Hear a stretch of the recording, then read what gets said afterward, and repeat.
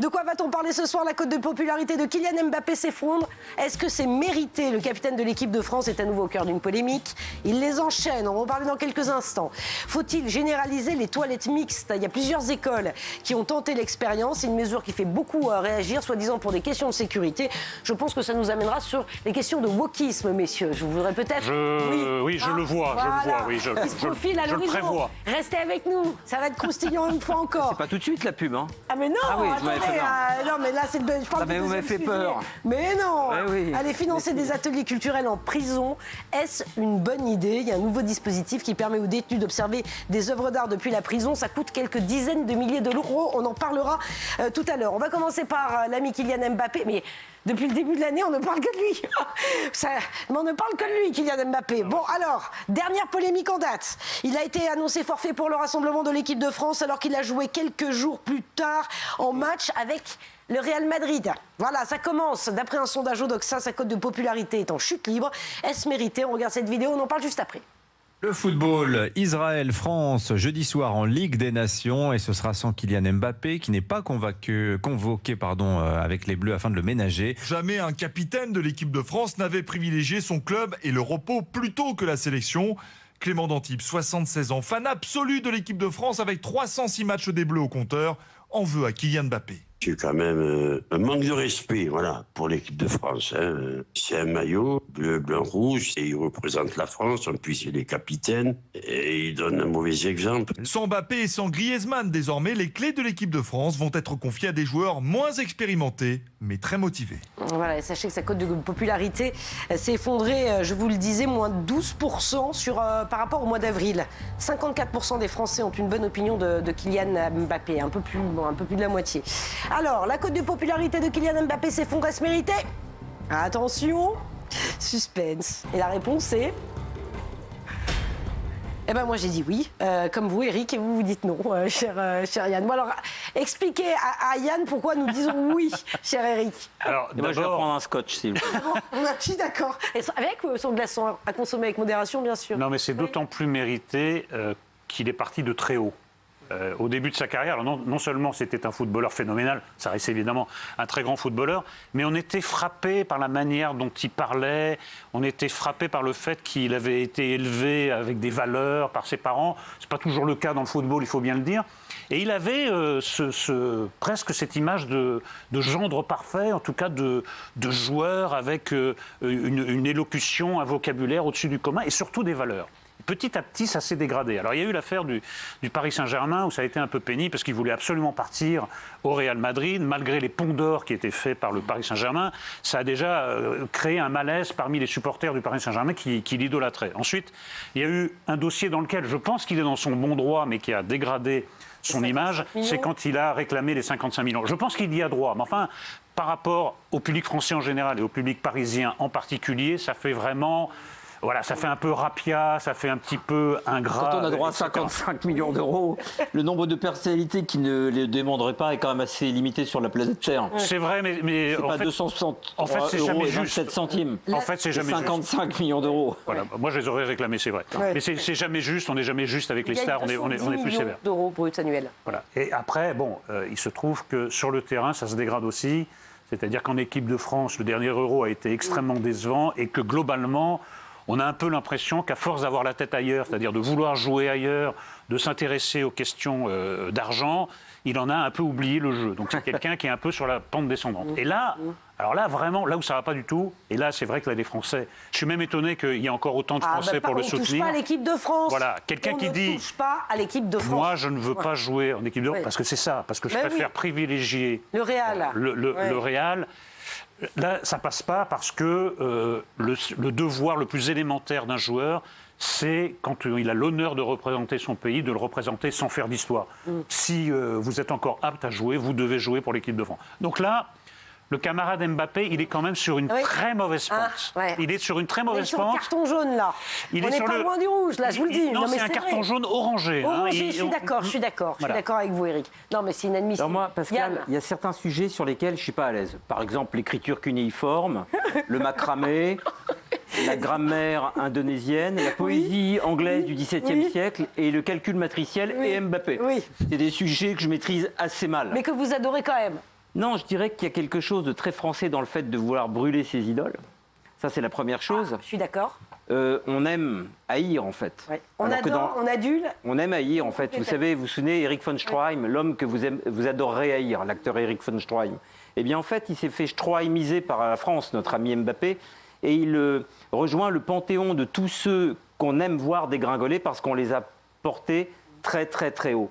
Et on aime ensuite suicider nos idoles. Alors, c'est un peu injuste parce que je considère que participer, jouer dans l'équipe de France, c'est quand même pas la même chose que trahir sa patrie ou être obligé de faire son service militaire à l'époque où ça existait encore.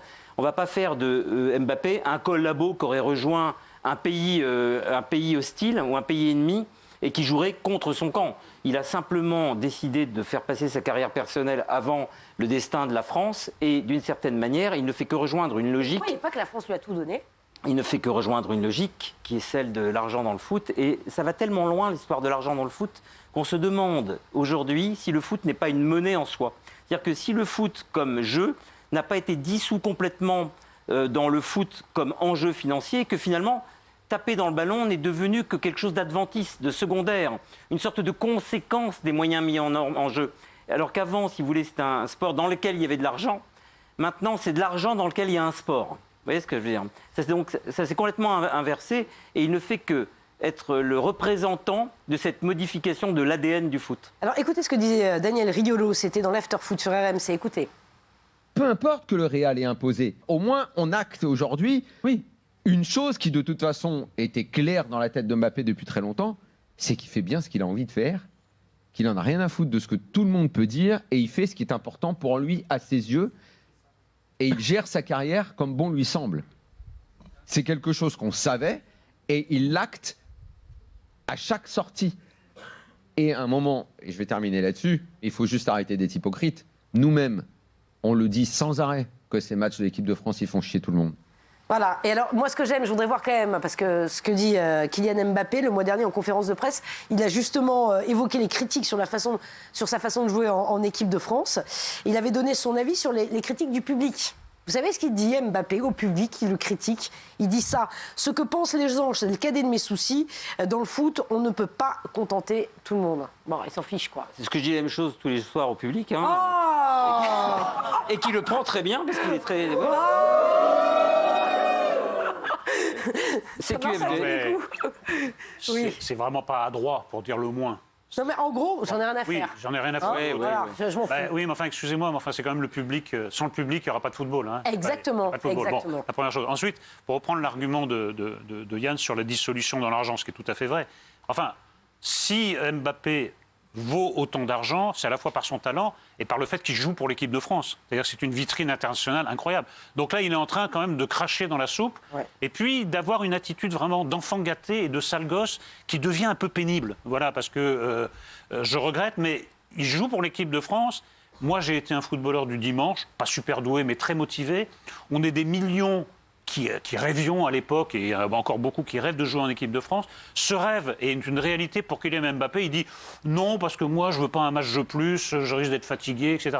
Il y a quelque chose qui ne va pas. Oui, souviens-toi, Eric, dans un autre registre, Zidane avait dégringolé de son piédestal également parce qu'il avait donné un coup de boule. Ah bah oui. Non, donc en fait, si. non mais dans un autre registre qui n'a rien à voir. Mais il y a quand même là, si tu veux, la tentation de faire en sorte que les super-héros deviennent des gens comme tout le monde. Et c'est très français que de tirer vers le bas nos idoles, d'une certaine manière. Le coup de boule, personne ne lui a demandé de le mettre, hein. Excusez-moi. Mais alors que les deux têtes du championnat du monde 98, on ne lui avait pas demandé non plus, mais c'était quand même... Oui, mais c'était du foot. Oui, mais par rapport... C'était non, mais c'est pour vous dire qu'on cherche toujours la petite bête dans des carrières exemplaires. On va quand même essayer de gratter pour voir ce qui est désagréable chez eux. Bon. Mais par rapport à l'équipe de France, Zidane avait créé l'événement en revenant en équipe de France. Oui. Il n'a pas dit, bah, écoutez, moi, j'ai pas envie de jouer. Non, c'est pas le même registre. Ça m'emmerde. Voilà. Il revient, ça devient un héros national. Moi, j'ai l'impression que Mbappé ne comprend pas qu'il est en train de gâcher son image et sa carrière. D'abord son image et peut-être sa carrière, parce qu'un footballeur a besoin d'avoir la tête bien en place, d'avoir les idées claires pour bien jouer. Et les dernières performances, c'est pas seulement l'Euro, les dernières performances de Mbappé sont pas bonnes, que ça soit pour le Real Madrid, sur la fin de l'aventure avec le PSG, et en équipe de France. Pente très glissante, J'ai une très question, parce que j'y sablonneuse. connais rien en foot, Eric, excusez-moi de vous interrompre, Pascal.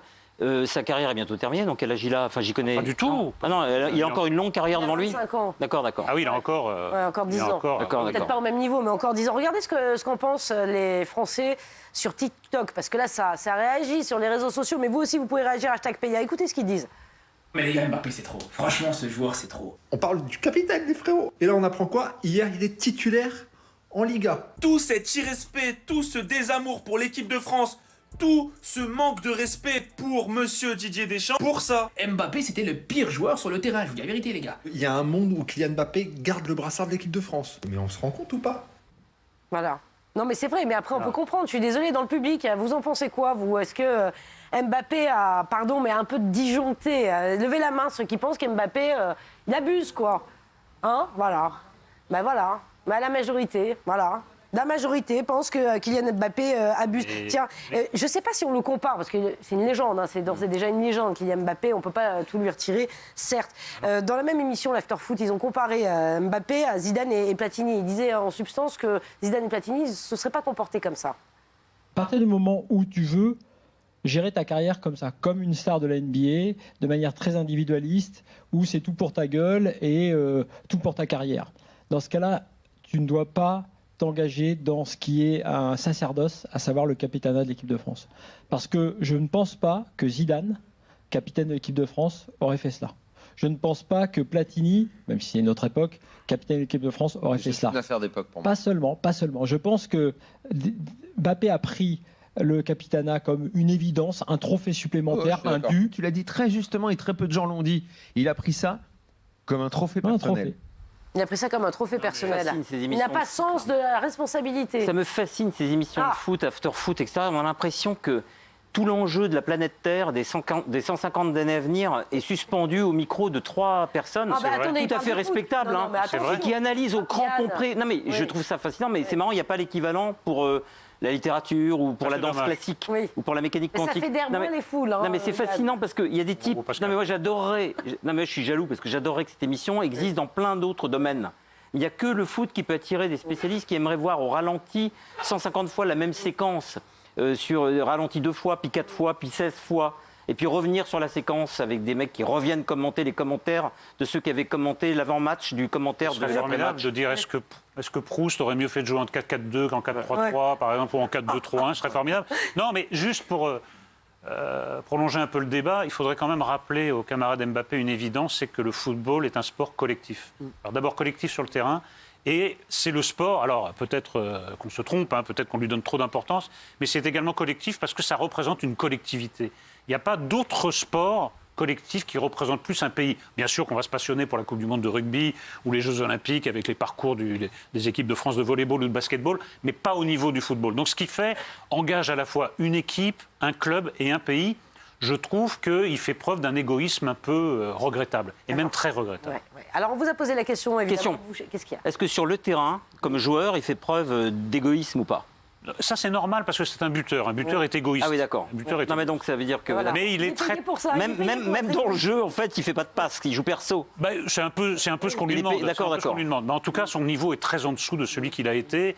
Et moi, je commence un peu à me demander, avec inquiétude, s'il le retrouvera. Et techniquement, je continue à poser des questions, comme le public me souffle des questions qu'il aimerait que je lui pose. Oui. Enfin, ça, je viens de l'inventer. Non, est-ce que techniquement, tu le mets au-dessus ou au-dessous de Zidane? Non, mais en dessous, parce que c'est pas du tout le même jeu. Ouais. C'est un jeu basé sur la vitesse. Zidane, techniquement, il n'y a rien au-dessus. En plus, c'était la fusion du football et de la danse classique. Techniquement, même si quelqu'un qui ne s'intéresse pas du tout au foot suit en caméra isolée Zidane, il passe un bon moment parce que c'était un artiste, un danseur. Et puis par rapport à Platini Platini, c'est plus sobre, mais c'est un immense footballeur. Moi, je ne peux pas départager les deux, c'est deux époques différentes. D'autant qu'au temps de Platini, les joueurs n'étaient pas autant protégés qu'aujourd'hui. Platini, il en ramassait plein, Cruyff en ramassait plein, sa gueule, Pelé aussi. Les joueurs, Dieu merci, sont plus protégés. Bon. Très bien, alors autre sujet, tiens, on va en parler. Vous ne voulez pas donner les... Si, voilà, c'était ça, la cote de popularité de Kylian Mbappé qui s'effondre à se mériter, oui, bah voilà. L'homme est impitoyable pour l'homme. Oui, je crois que c'était Oui, bah oui. crois Oui, que l'homme c'est est un loup pour le... Oui, bah, c'est ça. impitoyable. Oui, ça... Non, arrêtez, Yann. Franchement. Les gens sont méchants, Pascal. Non, les gens sont pas Regardez. méchants. Les gens ont raison. Ils aiment brûler leurs idoles. Mais non, mais parce que leurs idoles se comportent mal. D'accord. Bah voilà, c'est tout. Quand on se comporte mal, on a ce qu'on Quand une idole mérite. disjonque, il faut lui dire. Eh ben voilà, exactement. Voilà, c'est le d'accord. message que Nous l'avons passent tant les aimé, on demande téléspectateurs, pas mieux que de l'aimer à nouveau, mais là, il y a un désamour, il faut le Oui, dire. puis après, il prend désamour. des positions politiques et tout, donc ça va pas là. Il va dans un. Oui, j'espère d'ailleurs que le fait que l'équipe de France joue contre Israël n'a rien à voir dans l'histoire. Ouais. Voilà. Oui. C'est encore à éclaircir. J'espère Oui, que le fait que tu l'appelles camarade ne signifie pas forcément qu'il a pris sa carte du Parti communiste. Non, mais tous les footballeurs sont à gauche, c'est assez marrant. Ouais. Ah oui. C'est assez marrant. Ah oui, Ils sont souvent à gauche. Alors Sur le que terrain aussi la moitié-moitié. Ah ouais. Mais alors que le football est le domaine où s'exerce le capitalisme le plus pur chimiquement. Il n'y a pas de. Oui, oui. Bah, justement, ils ont honte de ce qu'ils gagnent. C'est peut-être ça. Allez, autre sujet, faut-il généraliser les toilettes mixtes? Alors oui, ce sujet peut vous surprendre. Pourquoi en parle-t-on? Il est 18h16, on est en direct sur C8 parce que près de Nantes, un collège rural a tenté l'expérience pour des questions de sécurité, parce que c'est trop compliqué de sécuriser les toilettes, nous dit-on. Ça nous amène aussi sur un autre trait, voilà, Il me semble. peut-être des idées de wokisme, que sais-je. On va en parler, regardez juste cette vidéo, on en parle juste après. Nous parlions du futur collège Jacques Prévert de Guingamp, qui était alors en cours de construction et où toutes les toilettes devaient être mixtes, séparées cependant entre les 6e, 5e et les 4e, 3e. Les urinoirs ont été supprimés, remplacés par des cabines fermées du sol jusqu'au plafond. Les miroirs et les lavabos sont installés à l'extérieur des toilettes. Objectif notamment désengorger les toilettes des filles en réduisant les files d'attente pour elles. Et d'après les premiers résultats, ça marche. Les toilettes sont beaucoup moins dégradées, les enfants s'y sentent plus en sécurité et, pour un certain nombre d'entre eux, ne se retiennent plus d'aller aux toilettes. Pascal, oui, quoi? C'est quoi tous ces... À chaque fois que vous nous montrez des extraits, c'est toujours des journalistes dont j'ai jamais vu les visages. Oh, vous êtes dont je connais... désagréable, Mais non, avec les confrères, les consoeurs. Mais c'est pas désagréable. Vous êtes odieux. Alors pour vous, ne pas connaître quelqu'un, c'est être désagréable. Non, bah, Il n'y a que des nouveaux. Regardez, Où sont les morts? Regardez les autres. Ils étaient chouettes, les morts. Qui? Oh, mais les ça disparus. suffit, Mais quoi? Vous êtes ras-ras ce Mais soir, mais pas- ça suffit. Mais je rends hommage à nos disparus. Oh, mais c'est Il pas voudrait vrai. Léon Zitrone. Bah oui, Léon Zitrone maintenant. Non, Léon Zitrone pourrait venir témoigner. mais Faites pas plaisir à Yann, c'est pas grand-chose. Franchement. Oh là là là là. Eh ben vous saurez. Mais Maurice Favière. Voilà, j'étais sûr, c'est la Maurice pub. Favière.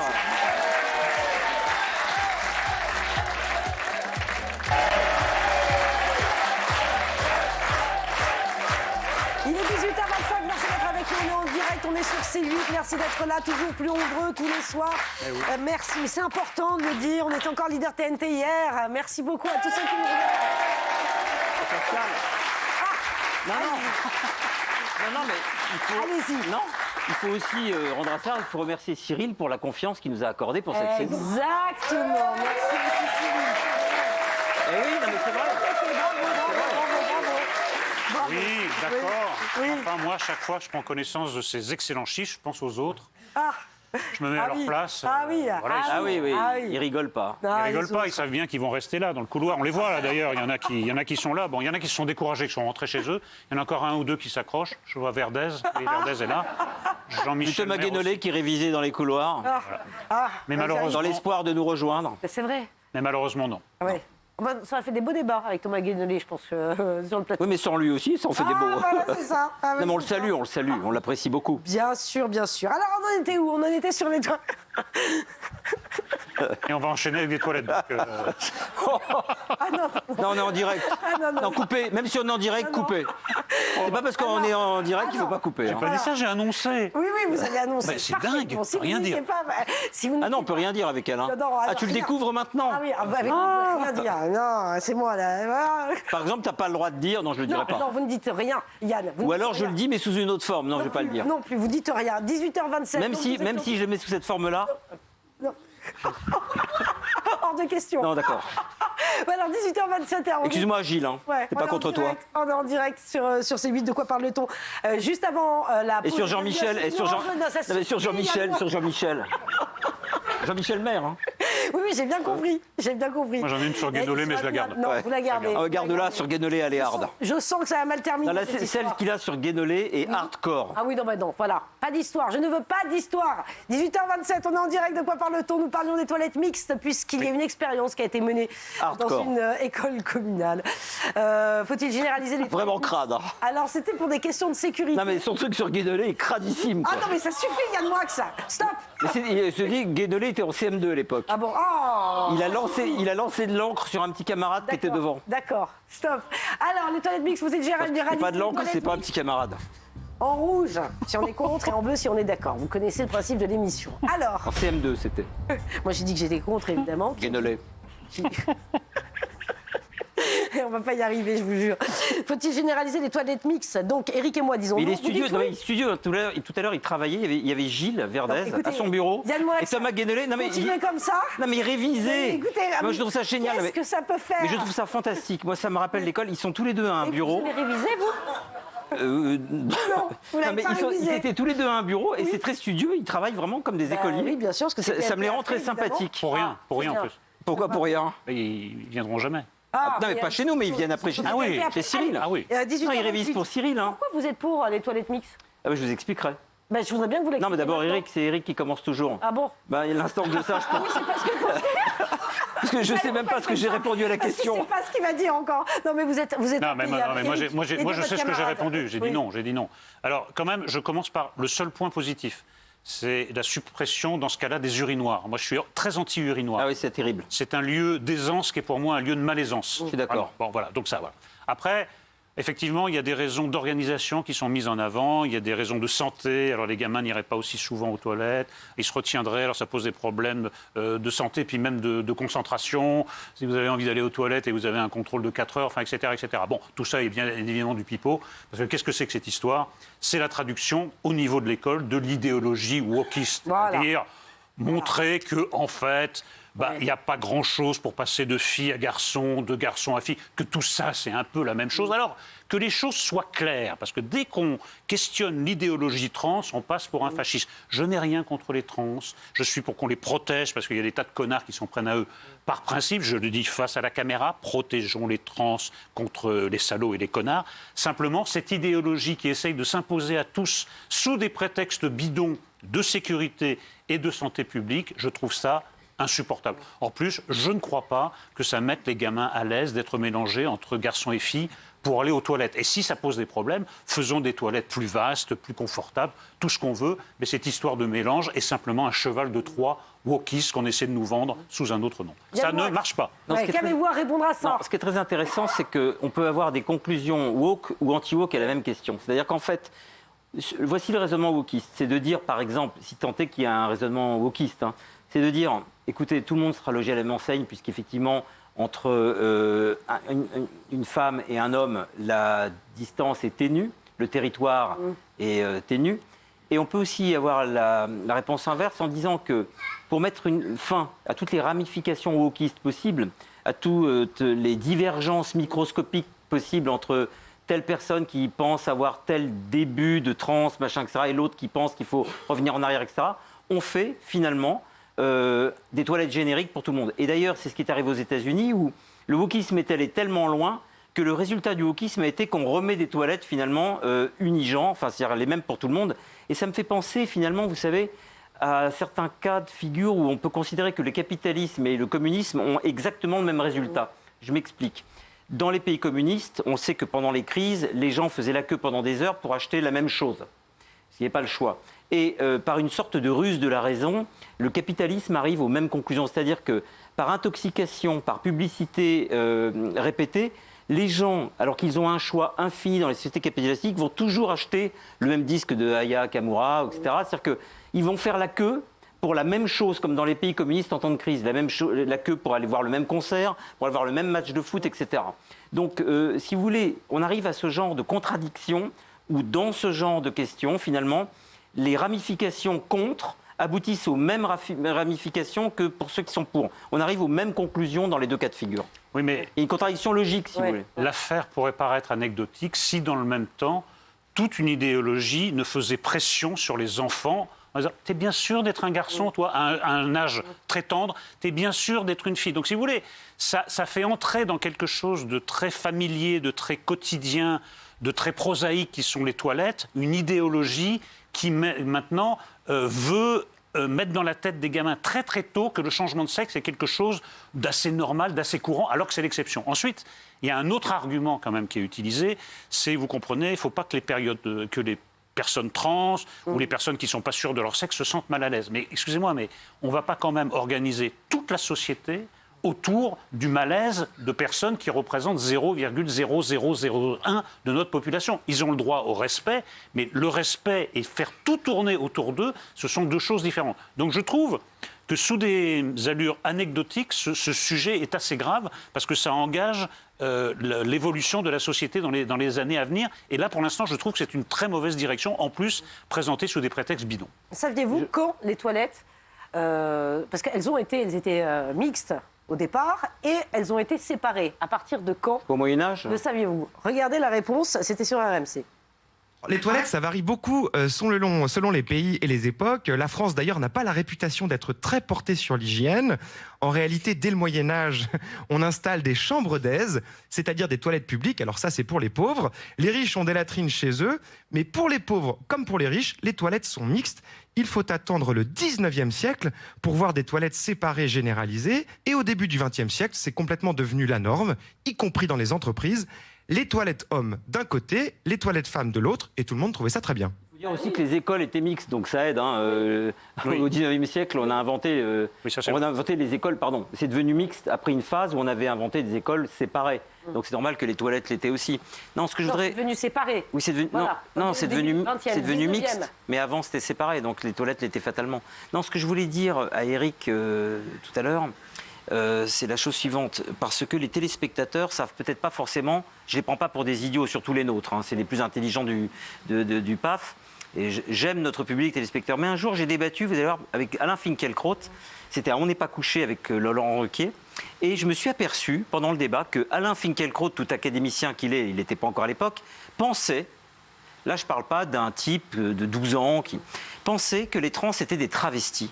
Alors, ce qu'il faut expliquer aux téléspectateurs qui ne savent peut-être pas exactement ce que c'est qu'une personne transsexuelle, c'est une personne dont le sexe chromosomique ne correspond pas au sexe anatomique. C'est-à-dire que ce sont des gens, ce n'est pas un caprice d'être trans.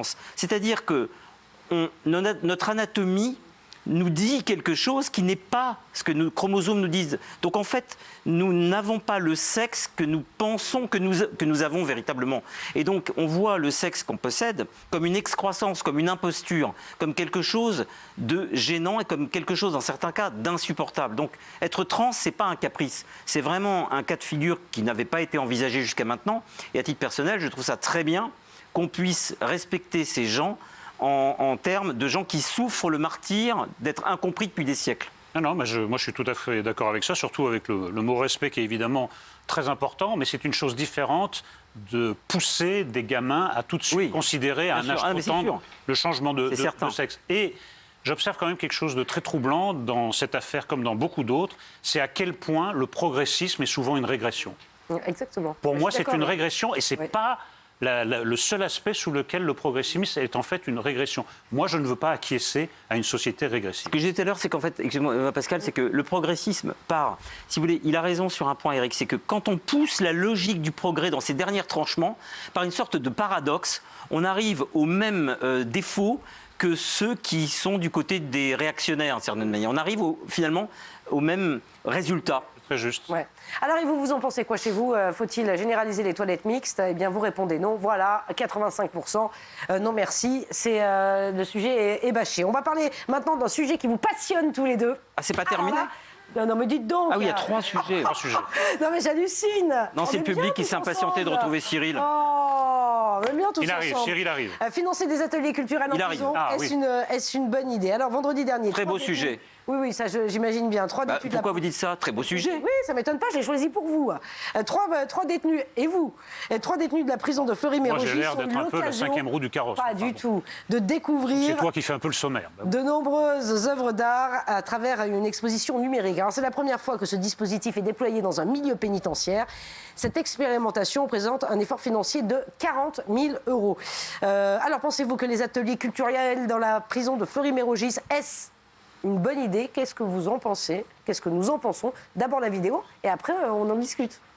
Ouais, et mon image à moi, elle est mondialement connue. C'est la Joconde. Pour cette exposition un peu particulière se déroule à Fleury-Mérogis, la plus grande prison d'Europe, qui compte actuellement 4350 détenus. Dans le bâtiment des longues peines, il y a désormais 4 tablettes installées dans une salle où les fenêtres sont évidemment protégées par des barreaux et des barbelés. Pas d'accès libre, les détenus sont encadrés par un personnel pénitentiaire ou par un médiateur.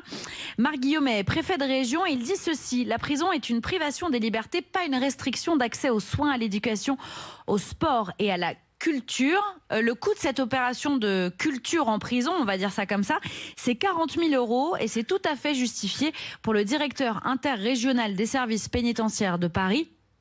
Alors, qu'en pensez-vous? Financer des ateliers culturels en prison, est-ce une bonne idée? Attention, lumière. Alors moi je dis non, ça ne m'étonne pas que vous disiez oui. Je vais vous expliquer juste pourquoi je dis non en 2 secondes, pour des questions d'argent. On est en surpopulation carcérale. Les prisonniers se retrouvent à 4, 5 par chambre alors qu'il ne devrait être que 2. Ça coûte très cher. Moi je pense que la priorité surtout c'est d'allouer cet argent pour la 40 000 prison € dans le elle-même. budget de l'État, c'est très cher. Non mais pour 3 détenus qui ont vu ces vidéos. À Fleury-Mérogis, c'est très bien, je ne dis pas que c'est... Mais il y a peut-être des priorités, d'autres priorités, et que cet argent peut être alloué à d'autres priorités. Pour retourner votre raisonnement, on peut dire que la surpopulation carcérale est due à la récidive et que des démarches comme ça peuvent amener à une moindre récidive, donc à moins de gens en prison, donc une moindre surpopulation. Ça prendra du temps, hein. Oui, bien sûr. Ça prendra beaucoup de temps. Hein, oui, ça prendra beaucoup de temps, mais vous savez, on est arrivé à un tel point qu'en effet, il n'y aura aucune solution miracle. Oui. Moi, je réponds oui en lettres majuscules parce que je me fonde sur mon expérience. Alors, pas cette expérience exactement, mais j'ai animé des ateliers d'écriture en prison. J'ai même présidé un concours d'écriture, de poésie. Pas 40 000 € à la prison. Je ne pense pas. Non, ça coûte quand même un peu d'argent, mais c'était abrité par une fondation. Mais moi, là, je me place pas. C'est vous qui vous placez sur le plan de l'argent. Moi, je me place sur le plan de l'efficacité. Quand on est en prison, on est dans un univers appauvri. Alors, il y a moins de liberté par définition. On a affaire à un langage appauvri en général. C'est rare que les échanges soient quand même très sophistiqués. Et en effet, on est très, très coupé de la culture. Et je crois que renouer un lien avec la culture peut avoir des effets extrêmement bénéfiques. Mais j'en suis convaincu. Et dans le cas de ces ateliers d'écriture, les résultats étaient quand même formidables. D'abord parce qu'il y avait vraiment des gens talentueux. Parmi eux, c'était un concours de poésie. Il y avait vraiment des gens talentueux. Et pendant quelques heures, eh bien, ils ne pensaient pas à ce qui les entourait. On parlait vraiment de littérature. On oubliait qu'il y avait un visiteur et des détenus. Et franchement, on avait l'impression qu'ils renouaient avec... l'extérieur, qui n'était plus coupé de cette société. Ça ne veut pas dire qu'il faut être laxiste par ailleurs, mais je trouve qu'il y a une main tendue à ces gens qui est tout à fait salutaire. Et les résultats étaient très positifs. Alors après, il y a toujours la question de l'argent, mais croyez-moi... C'est le ministère de la Culture qui paye, donc c'est nos impôts. S'il y a des associations qui s'en chargent, très bien. Non, mais croyez-moi... Mais moi, ça me pose un problème. Oui, mais croyez-moi, la récidive va coûter beaucoup plus cher, beaucoup plus cher que ce genre d'initiative. Bon, Yann, moi déjà, ce qui m'amuse, c'est que j'espère que les dingos qui balancent de la soupe sur les Van Gogh vont retrouver les Van Gogh en prison. Oui, ça leur fera du bien. La chose que je veux dire est la chose suivante. D'abord, je voudrais saluer mon ami Johnny de La Palme. C'est un ami qui a fait 18 ans de placard, dont 5 avec Mesrine. C'est un de mes très bons amis. Donc je le salue. Oui. Et lui me racontait que dans les années 70, la prison était dans un tel état de misère culturelle qu'il pouvait emprunter des livres à une bibliothèque volante une fois de temps en temps, mais la probabilité qu'il puisse retrouver le livre qu'il devait rendre le soir même la semaine suivante était quasiment nulle. Donc il commençait des livres et 2 heures plus tard, il fallait déjà le rendre. Donc en fait, c'était un désert culturel absolu. La culture, c'est pas simplement la culture. On s'en fiche du mot culture. Plus vous employez ce mot, moins ça veut dire quoi que ce soit. Je me souviens un jour, j'étais allé à Saint-Pétersbourg, il y avait les assises de la culture animées par le maire de Saint-Pétersbourg. J'avais entendu en russe pendant 10 heures d'affilée le mot « kultur ». Oui. Personne n'avait parlé de littérature, personne n'avait parlé de cinéma, personne n'avait parlé de peinture, on n'avait parlé que de culture. Donc le mot « culture » ne sert à rien s'il n'est pas incarné par quelque chose. La Joconde, par exemple, est un chef-d'œuvre. Le simple fait d'avoir un accès à un chef-d'œuvre peut modifier la psychologie de quelqu'un. S'il n'y a que 3 prisonniers qui ont vu ce chef-d'œuvre, ces 3 prisonniers, quelque part, sont guéris de la laideur alentour et peuvent être guéris de la laideur du monde, peuvent être même guéris de la laideur du mal. Et ils pourront transmettre la sensation qu'ils ont eue Parce que là, ils n'ont pas le choix, en plus, de regarder les œuvres. Enfin, ils ont le choix de ne pas les regarder. Mais une fois qu'ils sont en face, c'est pas simplement une récréation, c'est une évasion. Et donc, ils pourront transmettre cette émotion, une fois à la sortie, soit à leurs propres enfants, soit à des gens qui pourraient éventuellement suivre le même chemin. Donc, la culture, on s'en fiche, mais l'art, en revanche, peut nous sauver la vie. L'art est une vie parallèle, mais une vie aussi importante que la vraie, dans laquelle on chute, la vraie vie qui pique. L'art est une double vie sans laquelle on se suiciderait. C'est bon. La loi pénitentiaire de 2009 impose aux détenus d'avoir une activité par jour, mais malheureusement, ça a beaucoup de mal à se mettre en place. Pour les raisons évidentes que j'évoquais tout à l'heure, la prison explose. On est dans une situation, on a quasiment 80 000 prisonniers en France. Et évidemment, notre système pénitentiaire n'est pas du tout... Non, mais juste pour apporter un exemple hyperbolique à notre discussion, pour moi, le plus grand livre du monde jamais écrit, c'est Les Récits de Colima, c'est d'un auteur russe, Varlam Chalamov. Alors lui, il n'a pas fait 18 ans de placard, il a fait 18 ans de goulag en Sibérie. Et il raconte, alors là, les livres, il n'allait pas leur exposer la Joconde, ils n'allaient pas lire. Et un jour, dans la cour, parce qu'il avait été affecté à l'infirmerie, il trouve un bout de journal. Je crois même que c'est un journal français, je crois que c'est l'Humanité. Et tout d'un coup, alors que lui, il est écrivain, il vit que pour la littérature, ça faisait des années qu'il n'avait rien vu d'écrit, et il est bouleversé de pouvoir lire quelques lignes, même d'un journal, d'un bout de journal trouvé. Enfin, on ne se rend pas compte à quel point la privation, l'éloignement de toute forme de culture, du monde écrit, on a donné des exemples, est important. Il ne faut pas tomber non plus dans l'angélisme, dans l'irénisme, mais je crois que le rapprochement de ces gens qui sont en marge de la société avec la culture, et pas seulement 3 personnes, mais beaucoup plus, peut avoir des effets très positifs. Ben, moi, je demande, comme dans tous les domaines, qu'on vérifie au bout de quelques mois ou de quelques années. Je pense qu'on sera surpris par les résultats. Et Pascal, il y a beaucoup chez les génies de l'art, il y a beaucoup de taulards. Hein.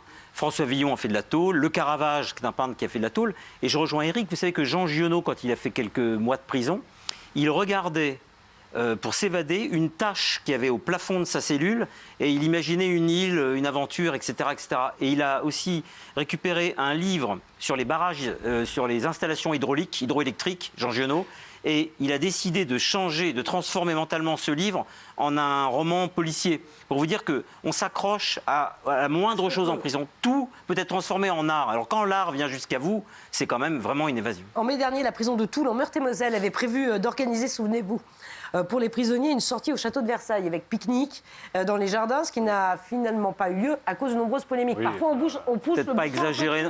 Non, mais c'est ça le problème de la France. Qui a des idées pareilles? C'est l'excès. Ouais, c'est le problème de la France. Et puis bientôt, ils vont être en prison à l'intérieur du Louvre. Ouais. On va les enfermer dans le Louvre. Oui, ouais.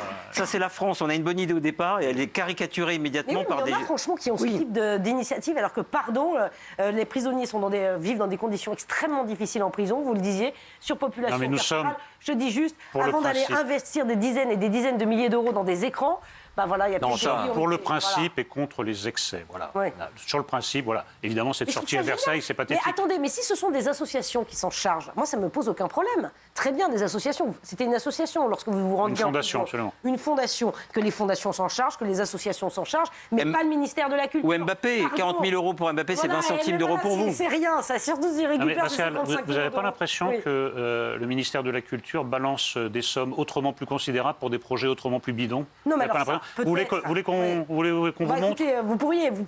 Non, on peut éplucher le budget du ministère de la Culture. Vous allez voir qu'il y a des sommes à récupérer en faveur des prisons. Les 40 000 euros, ils ont été écoulés pendant qu'on discutait des 40 000 euros de la prison. Ils ont été dépensés par le ministère de la Culture dans des choses dont on verra jamais l'ombre. Mais c'est pas normal, ça. Enfin bon, c'est un véritable scandale parce que ça reste nos impôts. Pour une fois qu'on fait quelque chose d'intelligent pour les prisonniers. Construisez des prisons, et vous savez, au lieu de dépenser Pascal, bêtement ailleurs, c'est tout. N'oubliez pas une chose, c'est que... Oui, mais on n'a pas les moyens. Vous savez qu'on est dans le rouge vif. Il y a des prisonniers qui nous regardent ce soir et j'aimerais les saluer.